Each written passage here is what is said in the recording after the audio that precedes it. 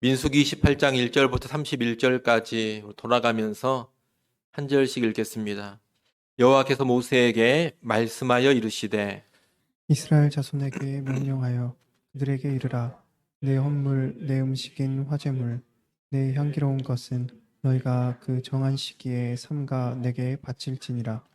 또 그들에게 이르라. 너희가 여호와께 드릴 화제는 이러하니 1년 되고 흠없는 순양을 매일 2마리씩 상번제로 드리되 어린 양 한 마리는 아침에 드리고 어린 양 한 마리는 해질 때에 드릴 것이요.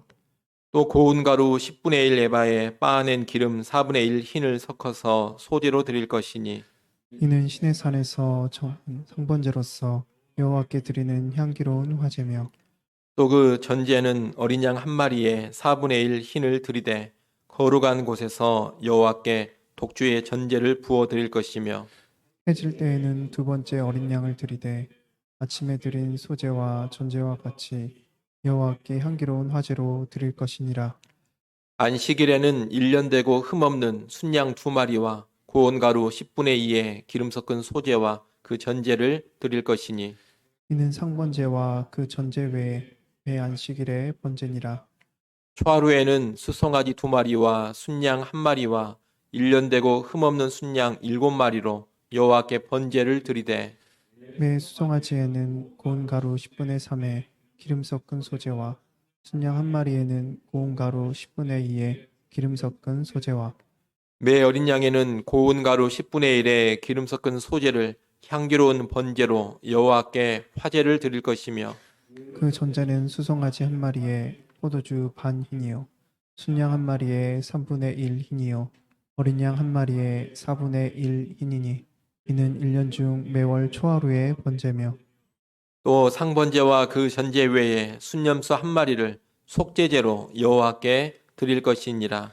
첫째 달 열 넷째 날은 여호와를 위하여 지킬 유월절이며 또 그달 15째 날부터는 명절이니 이래 동안 무교병을 먹을 것이며 그 첫날에는 성회로 모일 것이요 아무 일도 하지 말 것이며 수송아지 2마리와 순양 1마리와 1년 된 순양 7마리를 다 흠없는 것으로 여호와께 화제를 드려 번제가 되게 할 것이며 그 소재로는 고운 가루에 기름을 섞어서 쓰되 수송아지 한 마리에는 10분의 3이요 순양 한 마리에는 10분의 1을 드리고 어린 양 7에는 어린 양 1마리마다 10분의 1을 드릴 것이며 또 너희를 속죄하기 위하여 수점소 한 마리로 속죄제를 드리되 아침의 번제 곧 상번제 외에 그것들을 드릴 것이니라.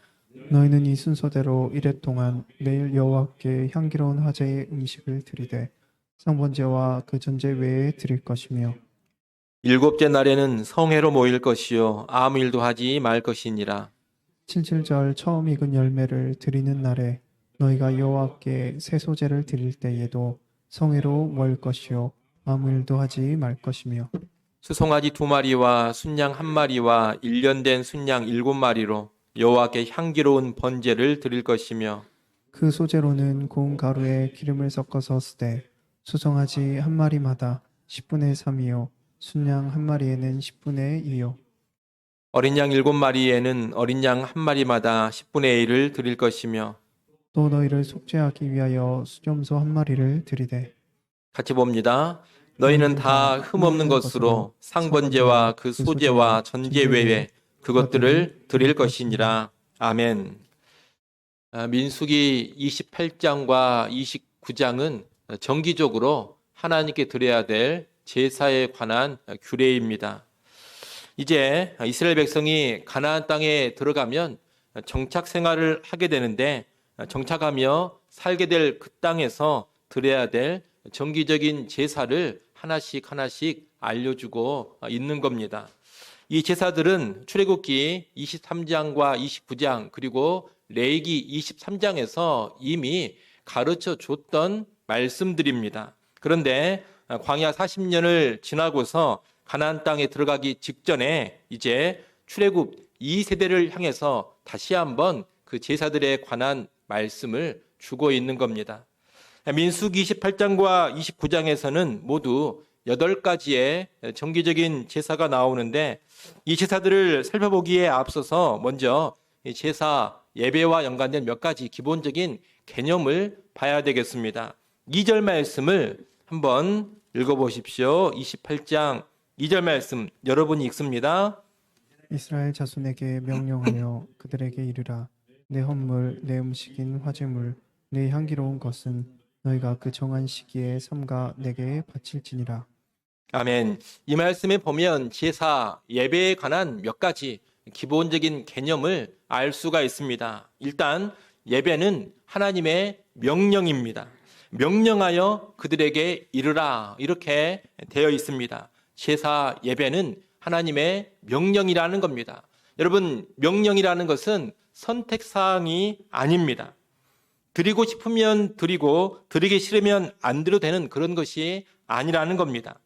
명령이라는 것은 좋든 싫든 의무적으로 행해야 하는 겁니다. 하나님은 제사, 예배와 연관해서 명령으로 말씀하고 계신다는 것을 우리가 먼저 알아야 합니다. 그래서 오늘날에도 예배는 성도의 의무라는 것을 알아야 되겠습니다. 하나님의 명령으로 내려진 성도의 의무, 이것이 예배입니다. 그렇기 때문에 나의 기분이라든가 나의 감정 또 나의 형편과 여건을 뛰어넘어서 순종의 마음으로 드려져야 하는 것이 예배입니다. 요즘은 걸핏하면 예배에 빠지는 성도들이 많습니다. 그리고 예배 안 드린 것을 회개하지도 않습니다. 예배가 명령이라는 것을 망각했기 때문에 그러는 겁니다. 이번에 안 드리면 다음에 드리면 되는 것 아니냐, 이 정도로 생각을 하는 겁니다. 죄인 줄 모른다는 겁니다. 명령을 어기면 죄가 됩니다. 그렇기 때문에 성도가 드려야 될 예배에 참석하지 않고 예배하지 않는 것은 불순종의 죄라는 것을 우리는 꼭 알아야 되겠습니다. 예배 드리지 않으면 죄인 줄 알고 회개해야 되고 또 다시는 그런 일을 짓지 않도록 깨어 있어야 하나님의 명령 앞에 바로 서 있는 성도라 말할 수가 있을 겁니다. 예배는 또한 하나님께서 기뻐 받으시는 겁니다. 하나님은 제사와 연관해 바쳐지는 제물을 뭐라고 말씀하시느냐? 내 음식, 내 향기로운 것이다. 그렇게 말씀하십니다. 이런 표현은 하나님께서 실제 제사의 제물을 먹으신다, 드신다 이런 뜻이 아닙니다. 이런 표현은 하나님께서 주의 백성의 제사를 정말로 기쁘게 받아주신다는 것을 사람이 쉽게 이해할 수 있는 언어로 표현을 하고 있는 겁니다. 하나님은 하나님의 백성이 예배할 때 그 예배를 정말로 기쁘게 받아주십니다. 그러니 우리는 하나님을 기쁘시게 하는 삶의 기본이 다른 것이 아닌 예배임을 알아야 하겠습니다. 끝으로 예배는 조심스럽게 드리는 겁니다. 2절 맨 뒤를 보십시오. 2절 맨 뒷부분에 보면 삼가 내게 바칠지니라 이렇게 되어 있습니다. 삼가라는 단어가 나옵니다. 삼가 제사를 드려야 한다는 겁니다. 삼가 드리라는 명령은 신중하고 조심스럽게 그리고 정성을 다해서 실수하지 않도록 드리라는 뜻입니다. 하나님을 예배하는 것, 하나님을 뵙고 만나는 일은 가벼운 일이 아닙니다. 그래서 신중함이 필요하고 정성이 필요합니다. 내 멋대로 드리는 것이 아니고 무례하게 드리는 것이 아닙니다. 경거망동하면서 드리는 것도 아닙니다. 하나님이 정하신 때에 하나님이 정해주신 방법을 따라서 경외감을 가지고 드려야 하는 것, 이것이 제사요 예배입니다. 그런 경외감 있는 예배를 하나님께서 받아주시는 겁니다. 이렇게 2절에서는 먼저 제사 예배에 대한 기본적인 개념을 가르쳐주고 있습니다. 이스라엘 백성은 예배가 하나님의 명령이면서 동시에 하나님께서 크게 기뻐하시는 일이라는 것을 알고 삶과 경외함으로 하나님께 예배해야 하는 겁니다. 3절부터서는 이제 하나님이 명령하신 여러 가지 정기적인 제사들이 나옵니다. 3절부터 8절은 상번제에 대한 설명입니다. 상번제라는 것은 항상 드리는 번제라는 뜻인데 매일 아침과 저녁으로 늘 드리는 번제이기 때문에 상번제라고 합니다. 이 상번제는 매일 아침과 저녁에 각각 어린 양 한 마리를 번제로 바치는 겁니다.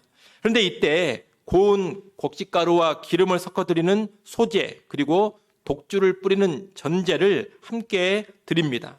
이렇게 매일 아침과 저녁으로 어린 양 한 마리에 소제와 전제를 함께 드리는 것, 이것이 상번제입니다. 하나님은 하루의 시작과 끝을 제사로 시작하고 제사로 끝내게 명하신 겁니다. 이 상번제의 규례는 하나님을 만나고 하나님과 교제하는 삶이 날마다 매일매일 있어야 한다는 것을 가르쳐 줍니다. 이 상번제 규례에 입각해서 교회 공동체는 매일 새벽 기도회나 밤 기도회를 갖기도 하고 가정에서는 매일 가정 예배를 드리기도 합니다. 또는 개인적으로 하루를 시작하면서 말씀을 묵상하고 기도로 시작을 하고 또 하루를 마치면서도 말씀을 묵상하고 기도로 마치곤 하는 겁니다. 이것이 다 상번제 규례가 가르쳐주는 정신, 곧 매일매일 하나님과 만나고 교제해야 한다는 그 정신을 지키기 위해서 보여주는 모습들입니다. 오늘 우리도 어떤 모양이 됐든지 간에 매일매일 하나님 앞에 서고 하나님과 만나고 하나님과 교제하는 그런 예배 시간을 꼭 가질 수 있어야 하겠습니다. 9절, 10절은 안식일에 드리는 제사입니다. 안식일은 제7일, 오늘날로 하면 토요일인데 안식일이 되면 일단 앞서 말씀드린 상번제를 드립니다. 안식일에도 상번제는 기본적으로 드리는 겁니다. 그리고 이 상번제에 더해서 1년 되고 흠없는 순양 2마리를 번제로 드리되 곡식의 소제와 술의 전제를 겸하여 드립니다. 이 안식일은 말 그대로 안식하는 날인데 하나님의 창조와 구원을 기억하는 날입니다. 잘 아시는 것처럼 십계명, 사계명, 십계명의 네 번째 계명이 안식일을 기억하여 거룩하게 지키라는 계명입니다. 그런데 이 십계명이 구약 성경에 보면 두 군데에서 선포가 됩니다. 출애굽기 20장에서 한번 선포되고 또 신명기 5장에서 선포가 됩니다. 그런데 출애굽기 20장에서 십계명을 선포할 때에는 사계명과 연관해서 하나님의 창조를 기억하면서 안식하라 그렇게 명령하십니다. 그리고 신명기 5장에서는 출애굽의 구원을 기억하면서 안식일을 지켜라 이렇게 명령하십니다. 다시 말하면 출애굽기에서는 사계명이 창조와 연결이 되고 신명기에서는 사계명이 구원과 연결이 된다는 겁니다. 그래서 안식일은 종합해서 하나님의 창조와 하나님의 구원을 기억하면서 안식하는 날이다 이렇게 보는 겁니다. 하나님은 바로 이 날을 특별한 제사의 날, 예배의 날로 삼으라고 명령을 하신 겁니다. 신약 시대로 오게 되면 구약의 토요일 안식일을 보통 일요일, 주일로 지킵니다. 왜냐하면 예수님이 부활하신 날인 주일이 창조와 구원을 온전히 성취하는 날이기 때문입니다. 예수님의 십자가 죽으심과 부활을 통해서 타락한 창조 세계에 새로운 창조, 새 창조의 역사가 임했습니다. 그리고 또 십자가의 죽으심과 부활을 통해 출애굽이 예표하는 죄로부터의 구원이 성취되었습니다. 다시 말하면 창조와 구원을 기억하면서 안식하는 구약의 안식일이 신약의 주일에 온전히 성취가 되었다는 겁니다. 그래서 신약 시대에는 일반적으로 주일을 안식일로 지키면서 교회 역시 주일에 함께 모여서 예배합니다. 우리는 창조와 구원을 기억하는 날인 안식일에 제사를 명령하셨음을 기억하면서 오늘날 주일에 함께 모여 하나님을 예배해야 하는 겁니다. 특히 안식일은 다른 날들과 달리 십계명에서 직접 언급하고 있는 날입니다. 십계명에서 무슨 다른 날을, 다른 절기를 언급하지 않습니다. 딱 하나 언급하는데 그것이 바로 안식일입니다. 십계명에서 이 안식일만 딱 따로 언급하고 있는 것은 다른 날들이나 다른 절기보다 이 안식일이 훨씬 더 큰 중요성이 있음을 가르쳐 주는 겁니다. 다시 말하면 하나님께서는 다른 날이나 절기보다 안식일을 특별히 더 중요하게 여기신다는 겁니다. 그러니 우리도 그 중요성을 깊이 인식하면서 주일의 예배에는 더더욱 깨어서 드려질 수 있어야 할 것입니다. 11절로 15절은 초하루에 드리는 제사입니다. 매월 1일, 매월 첫날이 되면 상번제에 더해서 수송아지 2마리와 순양 1마리, 1년 되고 흠없는 순양 7마리를 번제로 드립니다. 이 번제를 드릴 때 곡식의 소제와 포도주의 전제도 함께 드립니다. 그리고 또 추가로 순념소 1마리를 속죄제로 드립니다. 간단히 말하면 상번제에 더해서 번제와 속죄제를 추가로 드리는 것이 초하루의 제사입니다. 이 초하루 제사 규례를 따라서 오늘날도 어떤 교회에서는 매월 첫날 특별 새벽 기도회를 하기도 하고 또 첫날 저녁에 올싹 집회를 하기도 합니다. 이 초하루 제사는 한 달을 시작할 때에도 하나님께 예배하며 시작하라, 그런 의도에서 주신 겁니다. 이어지는 16절부터 31절까지의 말씀은 1년 단위로 있는 연간 절기의 제사들입니다. 먼저 16절부터 25절은 유월절과 무교절의 제사에 관한 설명입니다. 유월절은 유대력 1월 14일이고 그 다음 날인 1월 15일부터 7일간이 무교절입니다. 1월 14일 유월절 당일에는 따로 공식적으로 드리는 제사는 없습니다. 이때는 각 가정 단위로 유월절 양을 잡아서 유월절 예식을 행하면 됩니다. 그리고 1월 15일부터 시작되는 7일간의 무교절 기간에는 매일매일 제사를 드립니다. 이 무교절 기간에는 상번제에 더해서 날마다 수송아지 2마리, 순양 1마리, 1년 된 순양 7마리를 소제와 함께 번제로 드립니다. 그리고 순념소 1마리를 속죄제로 날마다 드립니다. 간단히 말하면 상번제와 더불어 날마다 번제와 속죄제를 추가로 더 드리는 것, 이것이 무교절의 제사입니다. 아울러 무교절의 첫날과 마지막 날은 노동을 쉬는 안식일로 지킵니다. 이 안식일은 한 주의 7째 날 제7일 안식일이 아닌 절기의 안식일입니다. 절기 기간 동안에 하나님께서 노동을 그치고 쉬라 이렇게 정해주신 날이 있는데 그 날을 가리켜 절기 안식일이라고 합니다. 토요 안식일이 아닌 절기로 인해서 쉬는 안식일이기 때문에 절기 안식일이라고 합니다. 무교절의 첫날과 마지막 날이 바로 그 절기 안식일인 겁니다. 이스라엘 백성들은 이렇게 유월절에는 가족 단위로 유월절 의식을 행하고 다음 날부터 7일간은 매일 무교절 제사를 드립니다. 잘 아시는 것처럼 이 유월절과 무교절은 출애굽의 구원과 연관된 절기입니다. 하나님께서 이 유월절과 무교절의 제사를 명령하신 것은 구원과 연관이 있습니다.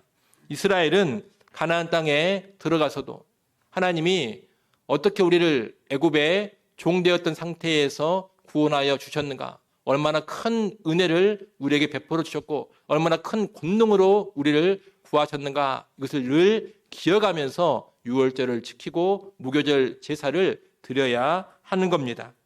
오늘 우리를 향해서도 하나님은 주의 백성인 우리가 이 구원의 은혜를 언제나 기억하며 살기를 원하십니다. 사탄의 권세 아래에서 죄와 사망의 노예로 살던 우리를 하나님께서 놀라운 은혜로 구원해 주셨습니다. 자기 아들을 십자가에 내어주시는 참으로 놀라운 사랑으로 우리를 구원해 주셨습니다. 우리는 영원토록 그 은혜를 기억하면서 감사하고 예배해야 하는 겁니다. 우리가 예배할 때마다 또 예배 시간에 성찬에 참여할 때마다 그 구원의 은혜를 기억하며 감사하고 감격하는 것, 이것이 유월절과 무교절 규례의 정신을 오늘날 지켜가는 겁니다. 마지막 부분인 26절로 31절은 77절의 제사입니다. 77절은 무교절 첫날부터 7주가 지난 다음 날로서 50일째 되는 날이라 해가지고 오순절이라고도 부릅니다. 이 77절 또는 오순절은 밀의 첫 소산을 바치는 날입니다. 그래서 26절에 보면 처음 익은 열매를 드리는 날, 이렇게 설명해 주고 있습니다. 밀의 초실절이다, 이렇게 말할 수가 있겠습니다. 오늘 본문에는 나오지 않았습니다만 또 하나의 초실절이 있습니다. 유월절 후 처음 맞는 안식일 다음 날이 또 초실절인데 그 초실절은 보리의 초실절입니다. 보리의 초실절은 처음 수확한 보리를 드리는 절기입니다. 그에 비해 오늘 본문의 77절은 보리가 아닌 밀의 첫 소산을 바치는 밀의 초실절 절기입니다. 이 77절에는 수송아지 2마리, 순양 1마리, 1년 된 순양 7마리를 소제와 곁들여 번제로 드립니다. 더불어 순념소 1마리를 속죄제로 드립니다. 이 77절의 제사 역시 매일 드리는 상번제와는 별도로 추가해서 드리는 겁니다. 이 77절의 제사는 가나안 땅의 소출을 얻은 것이 하나님의 은혜요, 하나님의 선물이라는 것을 알고 감사하는 마음으로 드리라고 명하신 겁니다. 이제 가나안 땅에 들어가면 이스라엘 백성들은 농사를 짓게 됩니다. 농사를 지으면 소출을 거두게 될 겁니다. 그때 그 소출은 가나안의 풍요신인 바알이 준 것이 결코 아닙니다. 또는 단지 내가 열심히 일하고 열심히 수고하고 노동해서 거둬들인 것도 아닙니다. 그 모든 소출, 그 모든 수산은 본질상 누가 주신 것이냐? 여호와 하나님이 주신 겁니다. 물론 나도 수고한 것이 있고 노력한 것이 있습니다. 하지만 본질상 하나님께서 은혜로 주신 것이요 선물로 주신 겁니다. 이스라엘 백성은 이것을 인정하면서 하나님께 감사로 77절의 제사를 드리는 겁니다. 이 77절 제사는 한국 교회에서 맥주 감사절로 많이 적용해서 지킵니다. 맥주 감사절을 지키는 것도 좋은 일인데 꼭 그 절기를 지키지 않는다 하더라도 나의 소유, 나의 재산, 내가 가진 모든 것이 하나님으로부터 왔음을 인정하고 감사하며 하나님께 드릴 것을 드리는 그런 정신, 그런 자세가 필요합니다. 내 모든 수입, 내 모든 소유는 하나님께서 은혜로 주신 겁니다. 하나님의 선물로 주신 겁니다. 이렇게 인정하고 감사하며 사는 것이 70절의 제사 규례를 신약적으로 잘 지켜가는 모습입니다. 여러분, 우리는 결코 내 소유를 보면서 내 힘으로 얻은 것이다, 내가 수고해가지고 획득한 것이다, 그러니 내 것이다, 이렇게 생각해서는 안 되겠습니다. 그런 생각을 하는 순간 우리는 하나님을 망각하는 것이고 신자의 합당한 삶에서 이탈하는 겁니다. 그런 생각에 빠져버리면 하나님께 감사할 줄도 모르고 가진 것을 하나님께 드릴 줄도 모르게 됩니다. 또 이웃을 위해서 물질을 쓸 줄도 모르게 됩니다. 내가 내 힘으로 다 벌었다 생각을 하니 하나님께 드리려면 아까워지고 이웃에게 쓰는 것도 아까워지는 겁니다. 자기 자신한테는 잘 쓰지만 하나님과 이웃을 향해서는 극도로 인색해진다는 겁니다. 남에게 인색하고 하나님께 인색하고 자기에게만 쓰는 이기적인 삶을 살게 되고 탐욕스러운 삶을 살게 되는 겁니다. 그렇게 사는 것은 신자의 삶이라기보다는 세상 사람과 똑같이 살아가는 모습입니다. 이런 사람은 자연스럽게 물질, 돈을 숭배하게 됩니다. 여호와 하나님을 예배하는 사람이 아니라 풍요의 신인 바알을 숭배하는 사람이 되고 돈의 신인 맘몬을 숭배하는 사람이 돼버립니다. 우상 숭배자가 된다는 겁니다. 70절의 제사는 하나님의 백성이 그런 우상 숭배자가 되는 것을 막기 위해서 명령하신 제사인 겁니다. 그러니 오늘 우리는 이 77절 제사의 정신을 기억하고 내 모든 소유는 하나님이 은혜로 주신 것이요 본질상 하나님의 것임을 인정하며 살아야 되겠습니다. 그리고 하나님께 감사하면서 하나님께 드릴 것을 드리고 이웃도 잘 섬기는 삶을 살아야 하겠습니다. 그럴 때 진정한 여호와 예배자가 되는 겁니다.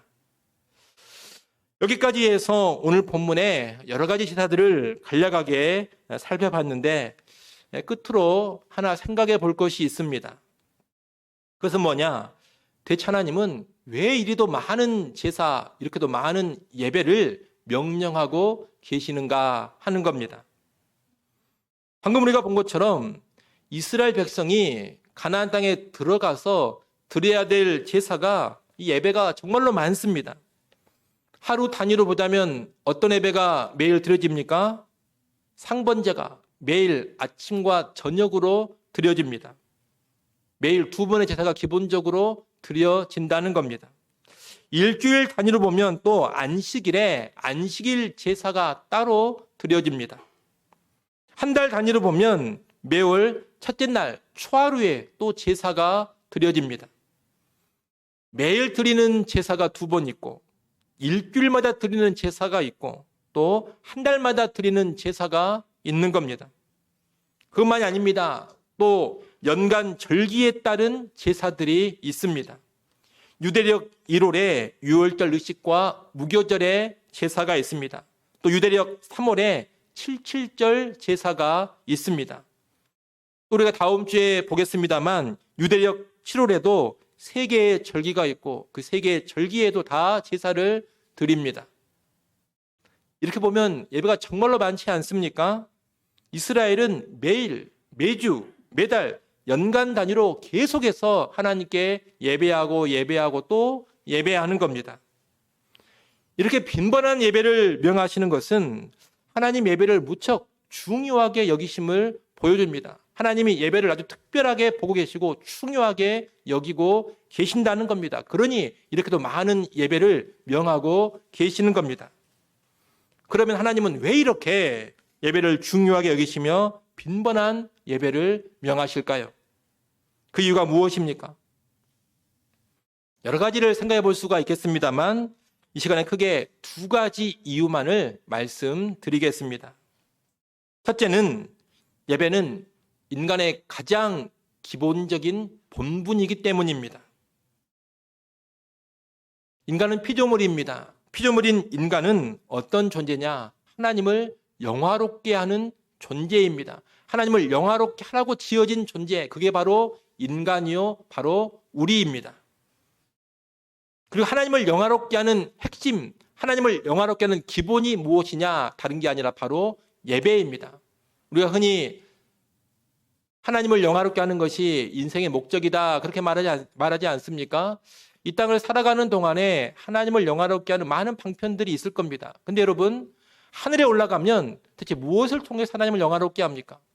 전도도 다 이 땅에서 해버렸고, 또 착하게 사는 것도 뭐 이 땅에서는 의미가 있지 하늘나라 가서 무슨 의미가 있겠습니까? 천상에 올라가면 뭐 전도를 하고 선교를 하고 또 뭐 착하게 살고 선행을 하고 구제를 하고 이런 것은 더 이상 필요가 없습니다. 그럼 천상에서는 어떻게 하나님을 영화롭게 합니까? 계시록에 보면 천상에서 하나님 영화롭게 하는 방편으로 늘 나오는 게 뭡니까? 예배입니다. 계속해서 하나님을 예배하고 있습니다. 천상에서는 예배로 하나님을 영화롭게 하는 겁니다. 이것 달리 말하면 무슨 말이냐? 하나님을 영화롭게 하는 가장 핵심적이고 근본적인 방편, 또 하나님을 영화롭게 하는 영원한 방편이 무엇이냐? 다른 게 아니라 바로 예배라는 겁니다. 그렇기 때문에 이 땅에서도 하나님을 영화롭게 하는 삶을 살고자 한다면 가장 먼저 무엇이 있어야 하느냐? 예배가 있어야 합니다. 예배자가 되어야 하나님을 영화롭게 하는 인간의 근본 목적을 이루며 살고 있는 겁니다. 물론 이 땅에서는 삶의 예배라는 말도 있습니다. 삶의 예배라는 말도 있지만 이 삶의 예배라는 것도 공적인 예배, 형식을 갖춘 예배가 뒷받침되어 있을 때에 가능한 겁니다. 오늘 본문에서 하나님이 명하시는 예배는 삶의 예배가 아닙니다. 오늘 본문에 하나님이 명하시는 예배는 이스라엘 백성이 공적으로 드려야 하는 예배, 외적인 형식을 갖추고 있는 예배입니다. 그런 예배가 먼저 바르게 드려져야지만 일상의 삶의 예배도 제대로 드려지는 법입니다. 바른 공적 예배 없이는 절대로 삶의 예배가 제대로 드려지지 않는다는 겁니다. 여러분, 하나님께서 예배를 강조하고 빈번히 예배할 것을 명하신 것은 예배를 통해서만 하나님을 영화롭게 하는 인생의 근본 목적이 달성되기 때문입니다. 만약 어떤 사람이 교회 예배를 소홀히 한다면 이 사람은 절대 하나님 영광 위에 사는 사람이 아닙니다.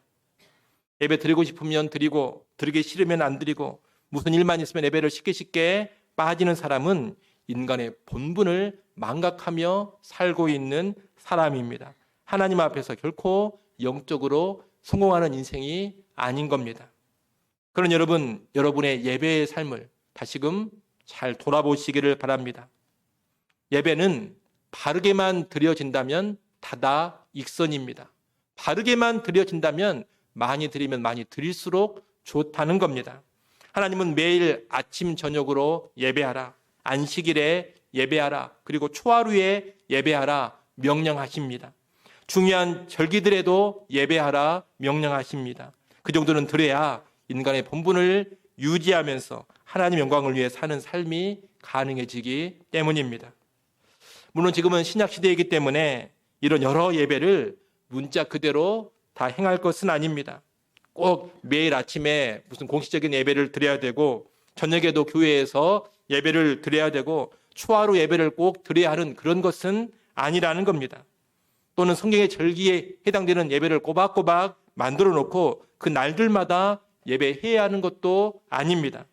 그러면 율법주의에 빠질 수가 있고 불필요한 짐을 질 수도 있습니다. 다만 율법의 정신에 따르면 풍성하게 예배하는 것이 바람직하다. 이 정도는 꼭 기억하고 사십시오. 현재 교회에는 여러 예배와 모임들이 있습니다. 주일 오전 예배를 근간으로 해서 오후 모임이 있고 수요 예배가 있습니다. 매일 새벽 기도회도 있습니다. 이런 여러 예배와 모임들을 보면서 무슨 예배가 이렇게 많은가, 무슨 모임이 이렇게 많은가 그런 생각 하시면 안 됩니다.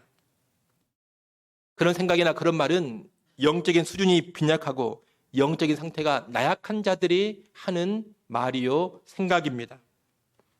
실제 오늘날 적잖은 신자들은 주일 오전에 예배 한번 드리는 것도 버거워합니다. 그 주일 예배도 2-3시간짜리도 아닙니다. 1시간 조금 넘는 그 시간입니다. 근데 일주일에 딱 한 번 그 예배 드리는 것도 그렇게 힘들어 한다는 겁니다. 그래가지고 무슨 하나님 영광을 위해 살겠습니까? 그래가지고 무슨 하나님 영광을 추구하고 하나님 중심으로 살아갈 수가 있겠습니까? 말도 안 되는 소리입니다. 어림도 없습니다. 풍성한 예배자로 살며 늘 하나님 앞에 엎드리고 하나님의 은총을 기억하고 하늘의 은혜를 받아야지만 이 땅에서 하나님의 영광을 위해 힘있게 살아갈 수가 있습니다. 그래야지만 인간의 본분을 제대로 감당할 수가 있습니다. 이를 꼭 아시고 언제나 하나님 앞에 나아가 예배하는 삶을 소홀히 하지 마시고 예배에 힘쓰는 깨어있는 성도들이 되시기를 바랍니다. 둘째 이유가 있습니다. 하나님이 예배를 중요하게 여기며 빈번한 예배를 이스라엘에게 왜 명하시는가? 두 번째 이유는 장차 이스라엘 백성이 들어가게 될 이 가나안 땅의 상태가 심각하기 때문입니다. 이제 이스라엘 백성이 들어가 살게 될 가나안 땅은 온갖 죄악과 우상 숭배가 가득한 땅입니다. 그 땅의 죄악이 얼마나 심했으면 하나님께서 그들을 진멸하라 이렇게 명하셨겠습니까? 신명기 말씀에 보면 가나안 땅의 우상 숭배와 죄에 물들지 말라고 얼마나 많이 경고하고 또 경고하는지 모릅니다. 그만큼 가나안 땅은 하나님을 경외하면서 거룩하게 살기가 힘든 땅입니다. 바로 그런 땅이기에 철저한 예배의 삶이 필요합니다. 가나안 땅에서 패역한 가나안의 문화에 동화되지 않고 그들의 우상에 미혹되지 않기 위해서 가장 중요한 일이 뭐냐? 하나님을 향한 예배의 삶에 헌신하는 겁니다. 오늘 본문에서 하나님 명하시는 이 정도로 예배하지 않으면, 이 정도로 예배 중심의 삶을 살지 않으면 이스라엘 백성은 가나안 땅의 유혹을 이기지 못합니다. 바알과 아세라를 비롯한 각종 우상의 유혹, 풍요와 탐심의 유혹, 음란과 성적 타락의 유혹을 이기지 못한다는 겁니다. 물론 예배만 많이 드린다고 해서 그런 유혹을 자동적으로 이겨버리는 것은 결코 아닙니다. 그러나 하나님 명하신 그런 많은 예배를 빈번히 드리는 그런 삶을 살아도 가나안 땅의 유혹을 이기기가 힘든데 예배 자체를 소홀히 해가지고는 이길 가능성이 아예 없는 겁니다. 빈약한 예배의 삶은 이스라엘을 우상 숭배로 끌고 갈 것입니다. 빈약한 예배의 삶은 이스라엘 백성으로 하여금 가나안 풍조에 젖어들게 만들 겁니다. 그래서 하나님은 그토록 예배를 강조하면서 예배 중심으로 살라고 명령을 하시는 겁니다. 매일 예배하라. 안식일에 예배하라. 초하루에 예배하라. 내가 정한 절기를 켜가고 절기를마다 꼭 예배하라. 이렇게 명령을 하시는 겁니다. 이스라엘 백성을 거룩하게 지키기 위함입니다. 이것은 오늘날도 마찬가지입니다. 우리가 살아가는 이 세상은 가나안 못지 않습니다. 그럼 녹록치 않은 세상입니다. 얼마나 죄악이 관영하고 얼마나 많은 유혹들이 있는지 모릅니다.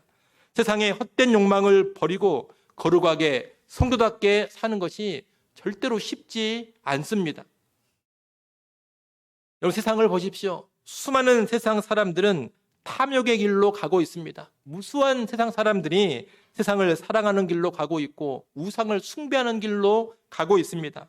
어마어마한 숫자의 무리가 땅의 것에 집착하면서 다들 넓은 길로 가고 있습니다. 그러면서 위의 것을 찾는 성도들, 좁은 길을 가는 신자들을 조롱하고 멸시하고 핍박합니다. 여러분, 이게 세상입니다. 이런 세상을 우리가 살아가고 있는데 빈약한 예배의 삶을 살면서 하나님의 백성답게 거룩하게 살고 구별되게 살아간다? 여러분, 이것은 말도 안 되는 소리입니다. 불가능하다는 겁니다. 세상의 죄와 유혹, 타락의 풍조가 그렇게 호락호락하지 않습니다. 쉽게 이기고 가볍게 떨쳐버릴 수 있는 것이 결코 아닙니다. 신앙이 좀 있다는 사람, 믿음이 좀 강하다는 사람도 자칫 잘못하면 세상에 혹해서 정신을 잃어버립니다. 목사들조차 세상에 혹해서 정신을 잃어버리곤 합니다. 그게 세상입니다.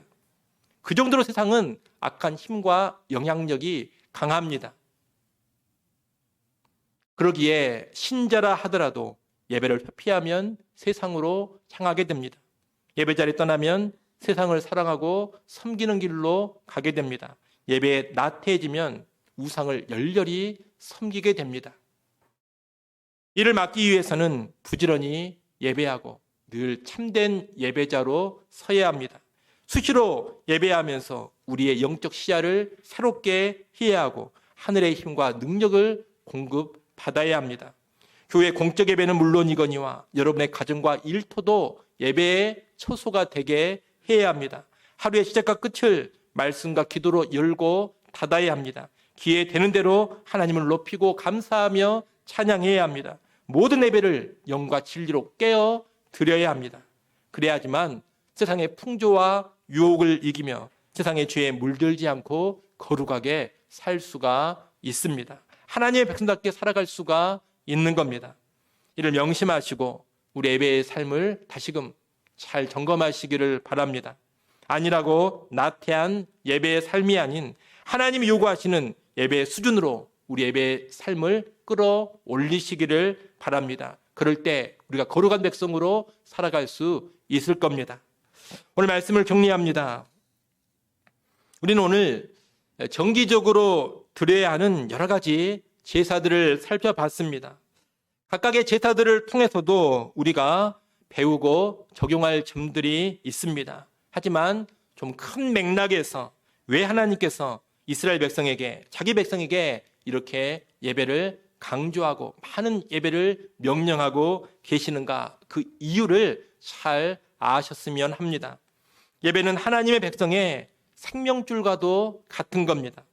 예배 드려야 하나님께 영광을 돌리는 인간의 본분을 제대로 지키며 살 수 있습니다.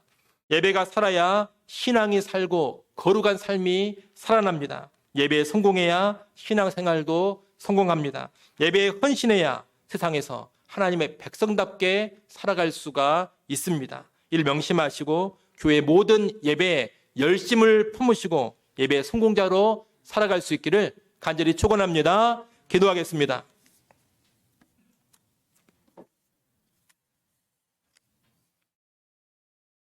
하나님 아버지, 하나님이 명령하신 여러 제사들, 여러 예배들을 살펴보았습니다.